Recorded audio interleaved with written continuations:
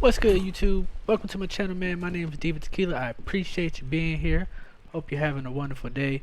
Today I've got a little bit of soldier gameplay for you. This is actually a huge decompression game. I just spent, I don't know, maybe like an hour or so just getting absolutely steamrolled by kids in COD trying to work on like camos and such. And I realized COD is it's a different beast at times, man. From the time I was level 1 on to the beginning of the game, until now, which I'm only like level 30. I've been in like max lobbies with kids with max guns and such due to beautiful skill-based matchmaking. It's not a new game anyway, so it's going off of the previous COD stats.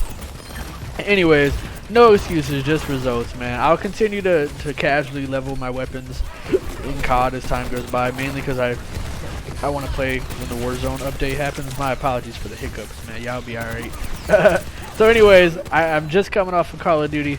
Got steamrolled a couple times, man, and I end up putting up a little bit of a banger, man. I haven't played Call of Duty in a few months, really, until recently. Bullet Bait 604, I love you, beautiful. Bullet actually bought me the game so I could play it.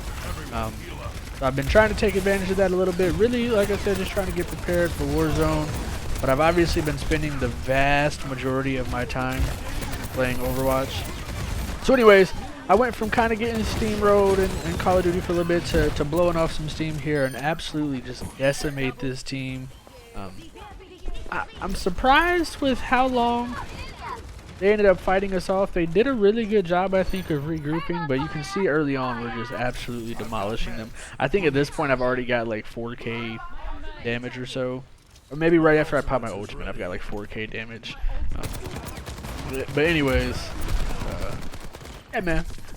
Trying my best to enjoy my life. If you're playing a game that just frustrates you, you don't have any organic enjoyment, try changing it up, man. Try changing it up.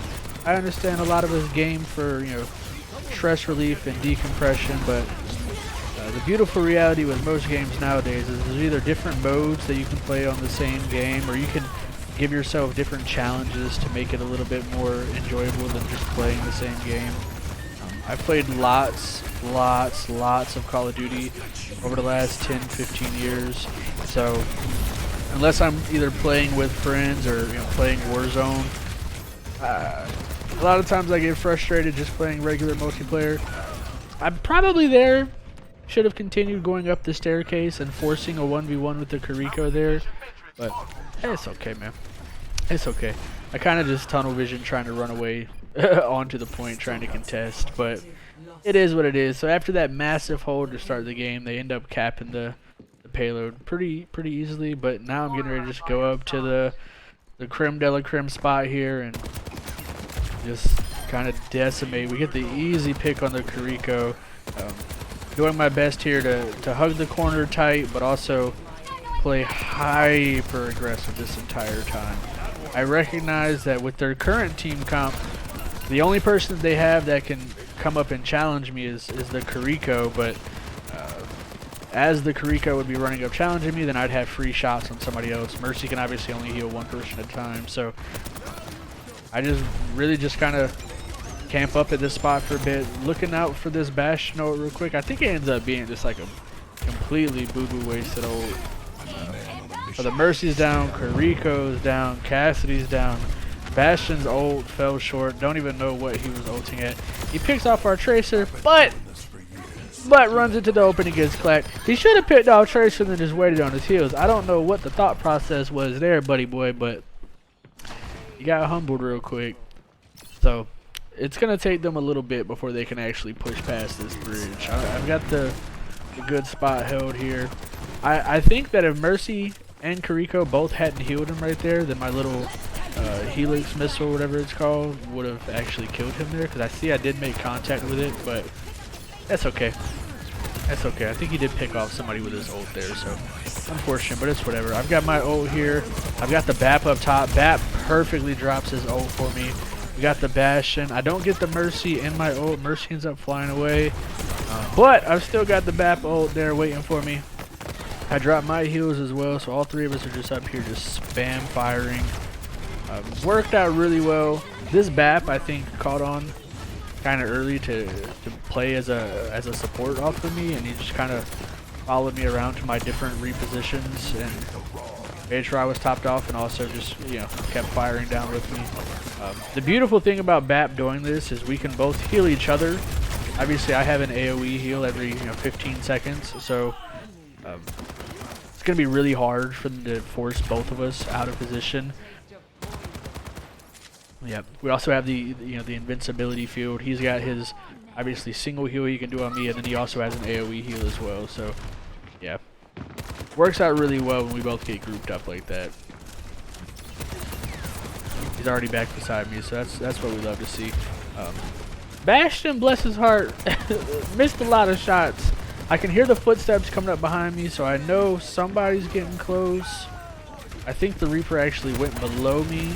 So I need to go ahead and look for the reposition real quick. If I could have hit all those shots on Mercy, probably could have gone ahead and taken the Mercy out. I start fumbling real quick, but you know, that's okay. And then this ends up leading to my second death. I probably, excuse me, my nose itched.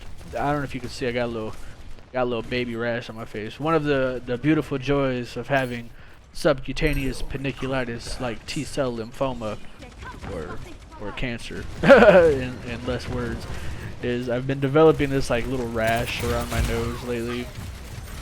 It's annoying, but it is what it is. So if it looks like it's glistening at the moment, it's because I got some Eucerin on there to try to make it a little bit smoother. I probably should have popped my ult sooner here. I think by the time I popped it, it was already, you know, kind of GG no Reese situation. The Orisa picked off 4 people. And then I decided to pop my ult. I should have popped my ult like as soon as I came out of the doorway. Instantly tried to fry the Mercy, then turned to the Moira, or the Karika rather. It's whatever though. It is what it is. You know, call that a fumble the bag situation, but it's cool. Mercy somehow dies off the map. Not sure what that was about, but they do have the Kariko ult active here. With a Bastion, can be pretty terrifying. Reaper really messed up badly here though, because you got a Kariko ult going active. You have your ult ready to go, your little Death Blossom, and he still somehow dies. So pretty unfortunate there, and they end up just losing the whole thing. This ends up being the position that I hold from inside for quite a while. You'll see right here, I end up kind of just waiting. I anticipated that my team was gonna let them push in, and then we'd fight from the same position just to have the easy cover, but I realized far too late that my team is not going to fall back. I think I even spammed fall back at one point, but it's whatever. Yeah, you can see my little ping going up, but it's okay. This is one of those moments where I need to read and react a bit better, recognize that my team was going to push up. Pharah has their ult. Moira's got their ult active now. Died literally as soon as she popped her ult, which is so awkward. And then Junker Queen has her ult as well. So I think realistically this is fully my mistake, and then I show up way too late after just sitting there fucking twiddling my thumbs for the better part of a minute. So pretty unfortunate decision making on my part. That's okay though. At least I'm aware enough and humble enough to admit that that was fully my fault, you know what I mean? I could argue in my head still that fighting from this position is maybe better, but also you got to play off of your team. 4 versus 1, you should go with the majority of your team as opposed to just trying to do your own thing. And also it's still not bad to hold from the middle of that point anyway, out of the broken doorway, especially with the Pharah and the Moira having their ult. So anyways, it's okay. We push them back again. I mean, I still think, yeah, that's why I think that this position that I'm at right there is so dominant. This time I'm trying to be up here at very early in the engagement because I recognize that my team's going to want to fight from there. We have my ult and the BAP ult active, which is why I pinged up here for BAP to join me.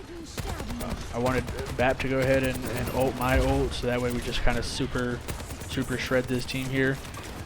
But I did at least play a little bit more preemptive in pushing up to that doorway, so that way my team wouldn't be completely left alone. My damage output is pretty significant. We used the BAP ult there to pick up 2 free ones off the Kariko and the Reaper, and then I've still got the BAP ult active, so we just burned the Orisa. Beautiful little combo. Wave hello to the Baptiste, because this Baptiste was really my baby this whole game. I think we formed quite the wonderful team. And this time I recognize there's only 30 seconds left, so now I'm going to go ahead and try to apply pressure up at the front line. But this is probably what I should have done in that first engagement at this point where the Pharah and Moira died, but you know. You live and you learn. And now I ping my beautiful little fallback point. There's no need for me to play in the front line when I've got a clear view of their entire team. They have to push across me here. I have the wall that can entirely cover my right side, and then I even have the staircase as well. So I essentially have like 2 hard forms of cover that can be used as like head glitches of sorts here, so that's why I keep falling back there. And we end up getting the win pretty dominantly. Played really well that game, I think. Don't mind these losses right here, trying to complete my dailies. Oh no, that's the wrong button. Let's see. So I had 35 eliminations, 1 assist, only 3 deaths. So you can see I played pretty smart in my positioning, but also still put out about 15,000 damage. So I had as much damage as, you know, both of their DPS put together, and you know, pretty much everybody on their team put together, excluding the tank. Or even you could look, the Orisa plus the Bastion is my damage. So played pretty dominant there. Like I said, I was coming off of a few games in Call of Duty where I unfortunately got humbled. Realized that these young folk popping their little Adderall, playing on controller, it's kind of hard to compete with, you know what I mean? Especially as I'm just leveling my guns. They're all running around with their little maxed out camos and stuff, and spamming game chat, talking aggressively. But it's cool, man. I still gonna dabble in a little bit of Call of Duty. The new Zombies is fun. If you haven't checked it out yet, try it out. It's like open world, not the wave-based zombies that we all know and love. But it's cool. It's like DMZ times zombies. Little combination. But anyways, if you stuck around this long, I love you so much, man. I appreciate you. Hope you're having a wonderful day. Stay safe. Know that I love you always. Peace.